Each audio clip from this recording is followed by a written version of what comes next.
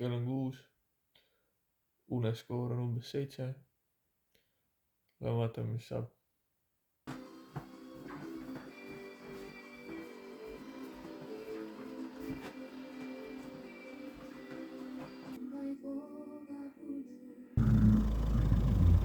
No mida filmime siin? Tere hommikust, Kalamees. Kas luba on võetud? Veel ei ole. Avalik ruum. Veel ei ole. Varsti tegeleme. Mis kala püüdma lähme? Koha. Siia? Jah. Mis kala sa püüdma lähed? Ahven siuke miinimum. Milline? 40 senti? 50? No mingi siuke jah. No miinimum. 35. Ootus on küll hangima järjest, sest 10 sendi siia. Saaks heeringugi. No nii, kodubaas on olemas. Tiik on veidi väiksem kui Peipsi, aga õnneks täis saab alati jääda. Tänase video eesmärk on aru saada ja selgeks teha, kas jääpüük on efektiivne proteiini genereerimise allikas.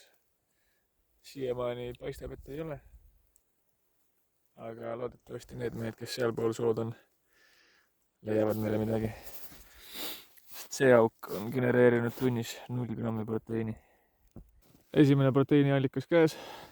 Vaatame. No jah, viska siia praegu. Ikka hakkas olema risk. Proteiini kätte ei saadud, võtsime kotist vorstid. Aga meil on siin poolekilone ahven.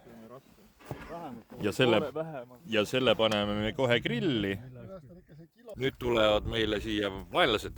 Pane see kala kuhugilegi veitu, muidu need võtavad selle kilose ahvena ja lähevad minema sellega. Peaaegu 3 kilone hau. Kes siit tuleb? Kalli. Head sünnipäeva! Heia! Tere! Ei ühtegi kalapoega ei ole. On küll. Kilone ahven on ka veel siin. Kes käis? Ma olen papa käis. Aga siis ei kolitanud. Millal? Oota, pakume varsti sulle tähele. Ja pane lipp ka püsti kuhugi. Jaa. Kalli.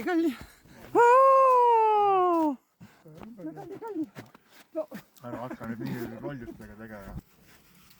Maksimaalselt 40 grammi proteiini kogu selle pingutuse peale.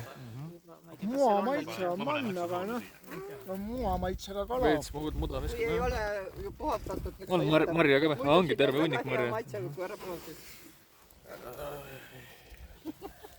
Kuum on ju. Ai, tuli marja. Ei ole nii kuum. Ei peaks näo. Pistavad.